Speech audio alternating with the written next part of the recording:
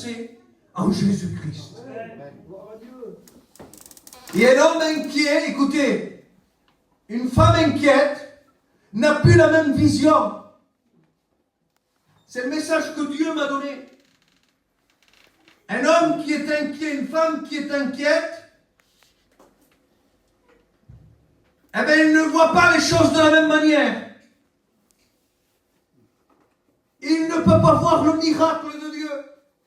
Parce que dans son cœur, il est inquiet. Un homme inquiet ne marche pas selon la parole de Dieu. Parce qu'il est inquiet dans son cœur. Et l'inquiétude, elle prend tellement de place qu'il ne croit plus.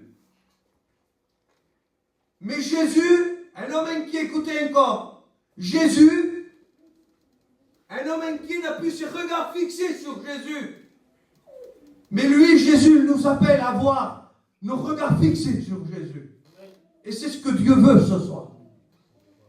Je voudrais vous lire un passage dans la parole de Dieu qui se trouve dans Marc 6 et au verset 45. La Bible elle nous dit que Jésus était là à un moment donné. Il va faire la multiplication des pains et là il se trouve avec les disciples. Il va renvoyer les gens chez lui, chez eux. Et pendant qu'il renvoie les gens chez eux, les disciples étaient là, il va les renvoyer dans une barque. Et la Bible dit que les disciples vont monter dans une barque. Ils vont s'éloigner à quelque distance de la terre. Entre la terre et la mer, à peu près, je ne sais pas. Mais à quelques stades, la parole de Dieu dit. Et quand ils étaient dans une certaine distance, au milieu de la nuit, la parole de Dieu nous dit que le vent leur était contraire. Et qu'ils avaient de la difficulté à ramer. Et Jésus, vous savez qu'est-ce qu'il va faire? Il va venir. Et quand Jésus va venir, il va marcher sur l'eau. Et par rapport à qu'ils avaient de la difficulté à ramer et que le vent leur était contraire, on peut dire les difficultés de la vie, parce qu'ils avaient de l'inquiétude dans leur cœur, eh bien ça empêchait de voir la gloire de Dieu. Parce que Jésus, quand il va arriver, eh bien il va faire un miracle. Il va marcher sur l'eau. Christ va marcher sur l'eau. Il fait un miracle, il vient, et les disciples ne le voient pas. Ils vont même croire que c'est un fantôme. Par rapport à l'inquiétude qu'il y avait dans le cœur, eh bien, ils ne voyaient pas la gloire de Dieu. Combien de difficultés nous empêchent de voir la gloire de Dieu? Combien d'inquiétudes dans nos cœurs? Combien de craintes dans nos cœurs nous empêchent de voir la gloire de Dieu? Mais Dieu nous appelle à avoir les regards fixés sur lui ce soir. Écoutez ce qui va arriver. La Bible, elle dit que Jésus va parler. J'aime les paroles de Jésus. J'aime quand Jésus parle. Parce que quand lui, il dit quelque chose, la Bible elle dit que quand il dit, la chose arrive. Il ordonne et elle existe. Il va parler à ses disciples. Il va dire, rassurez-vous, c'est moi. Comme il te parle à toi ce soir.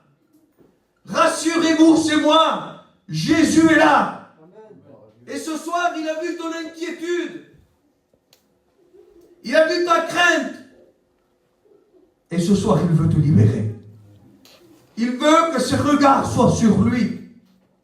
La parole de Dieu nous dit que sur ces mots, il va mettre ses pieds dans cette barque. Et le vent et la mer vont s'arrêter. Parce que tout lui obéit. Parce qu'il est le créateur de toutes choses. Parce qu'il est tout puissant. Parce qu'il est merveilleux. Parce qu'il est mort. Et bien plus l'apôtre, il va dire, il est ressuscité. Et parce qu'il est ressuscité, Dieu lui a donné tout pouvoir. Tout pouvoir m'a été donné. Sur la terre, sous la terre et dans le ciel. Christ a tout pouvoir. Et ce soir, je voudrais te dire que Christ t'a vu. Dans ton inquiétude, dans ta peur, Jésus t'a vu et Jésus veut l'aider ce soir. Je voudrais encore lire un passage dans la parole de Dieu encore avec vous. Ce passage se trouve dans le livre de Rois, 2 Rois 4 au verset 8. c'était la Tsunamite. La parole de Dieu nous dit que c'était une femme de distinction. Une femme qui va voir passer l'homme de Dieu et qui va dire: pourquoi on ne lui ferait pas une chambre haute? Et je bénis Dieu pour les femmes et les hommes qui construisent dans le Seigneur. Je bénis Jésus. Parce qu'une femme et un homme qui construit dans le Seigneur,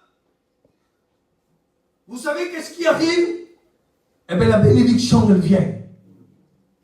La Bible, elle dit qu'elle va lui accorder ce que cette femme et que cet homme tenait, ce secret qu'il y avait dans son cœur, là. Tant d'années qu'ils n'étaient peut-être pas exaucés.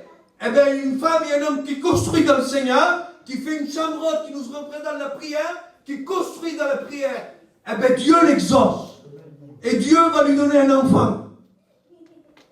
Et la parole de Dieu nous dit que le temps va passer. Le temps va passer, cet enfant va grandir. Et à un certain moment, quand l'enfant va grandir, il va partir avec son père travailler dans les champs. Et ce petit va se plaindre. Il va se plaindre de sa tête. Et la Bible dit que le père de l'enfant va demander à son serviteur de le ramener chez sa mère. Écoutez ce qui va arriver. Quand le petit enfant va aller chez sa mère va le prendre dans ses bras, elle va l'asseoir sur elle, dans ses bras, et à midi, l'enfant va mourir. Vous savez ce que cette femme va faire? La parole de Dieu nous dit qu'elle va la monter à la chambre haute. Ce qui nous représente la prière. Quand le problème il est là, eh bien elle va se réfugier dans la prière. Elle va prendre cet enfant, elle va le mettre dans la chambre haute, elle va fermer la porte derrière lui. Quelle mère, quel père peut faire ça? Vous savez pourquoi cette femme a fait ça? Parce qu'elle le savait, elle, que d'elle-même, elle ne pouvait rien changer. Mais elle voulait faire connaître à celui qui pouvait changer. Et la Bible elle dit qu'elle va partir. Quand il va partir, il va arriver chez son mari, il va lui demander une monture. Son mari va être étonné, il va dire: pourquoi tu me demandes une monture? Ce n'est pas une nouvelle lune. Pourquoi? Vous savez qu'est-ce qu'elle va répondre? Tout va bien. Comment c'est possible qu'une femme qui vient de perdre son fils dise tout va bien? Parce qu'elle ne savait que son mari non plus ne pouvait rien changer, mon cher. Mais elle avait un désir dans son cœur, c'était de faire connaître à celui qui pouvait changer. Et la Bible elle dit que son mari va lui donner cette monture, il va prendre, il va partir, il va dire quelque chose à son serviteur. Écoutez ce qu'il va dire. Il va dire: ne t'arrête pas. Continue la route et surtout ne t'arrête pas. Vous savez pourquoi? Parce que quand on s'arrête, pour l'ennemi, on devient une cible mouvante. Et elle le savait, donc il va donner ses ordres, il va dire: ne t'arrête pas, continue tout droit. Et la Bible elle dit qu'elle va faire sa route et qu'elle va arriver. Elle va apercevoir cet homme de Dieu de loin, et l'homme de Dieu va l'apercevoir. C'était Élisée. Et l'homme de Dieu va envoyer Géasi, son serviteur. Il va aller, il va lui dire: va, et dis-lui si elle se porte bien. Demande-lui si son mari, va dire, et si son fils se porte bien. Écoutez, cet homme de Dieu va courir, ce serviteur de l'homme de Dieu, va arriver devant cette femme, et va dire: est-ce que tout va bien? Et cette femme va dire: bien. Comment c'est possible encore? Parce qu'elle ne savait que cet homme non plus ne pouvait rien faire pour elle.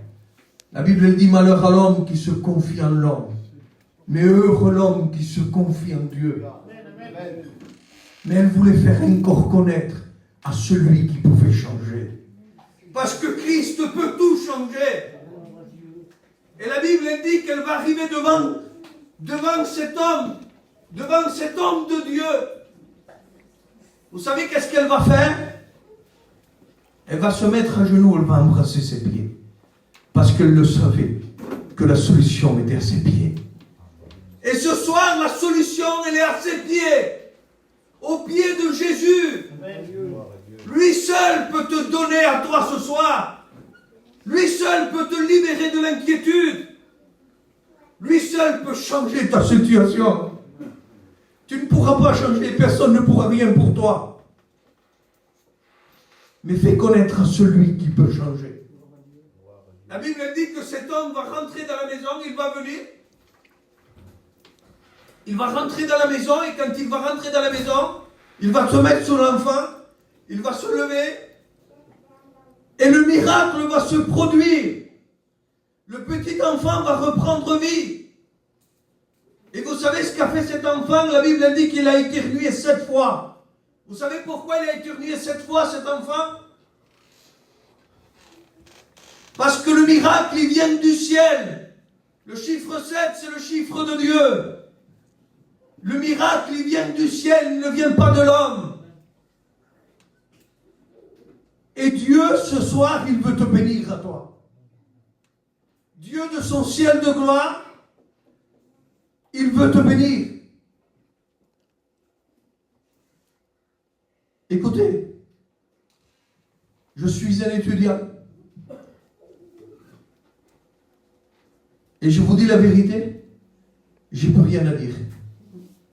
Je vous ai dit tout ce que mon cœur avait dans mon cœur, je vous l'ai dit. Le but du message, c'est que Dieu veut te libérer de l'inquiétude. Parce que l'inquiétude, elle n'accomplit pas les désirs de Dieu. Elle n'accomplit pas la parole de Dieu. L'inquiétude nous empêche de voir la gloire de Dieu. Et ce soir, Dieu t'a vu. Et je voudrais que dans ton cœur, ce soir, tu puisses réaliser que rien ni personne ne pourra quelque chose pour toi. Que le seul qui peut quelque chose te libérer à cet instant de la peur, de l'inquiétude, de l'angoisse, de ce que toi tu as, c'est Jésus. Et ce soir, moi, un petit étudiant qui vient de 100 km d'ici, Dieu a mis ce message dans mon cœur. Et je vous l'ai dit devant la parole de Dieu, que ce Christ a mis ce message dans mon cœur. C'est parce qu'il y a des cas dans ce soir. Parce que Christ ne parle pas pour rien. Quand Dieu donne un message, eh bien le message il est bon. Vous comprenez? C'est parce qu'il y a des cœurs qui ont besoin. Et ce soir, il y a des cœurs qui ont besoin. Et Dieu t'a vu ce soir. Je voudrais te dire que Christ t'a vu de son ciel de gloire. Et ce soir, il veut te bénir. Mais ne t'inquiète de rien ce soir, ne t'inquiète pas. Toi, tu peux rien changer ce soir. Mais fais connaître à celui qui peut tout changer. Et je te promets que tu verras la gloire de Dieu. C'est pas moi qui le dis, c'est la parole de Dieu. Fais connaître à celui qui peut changer. Je me répète dans mes mots. Parce que je sais que c'est le mot de Dieu. Toi, tu ne peux rien rajouter à ta vie, tu ne peux rien changer. Mais fais connaître à celui qui peut changer. Je voudrais prier le Seigneur avec vous. On prie le Seigneur.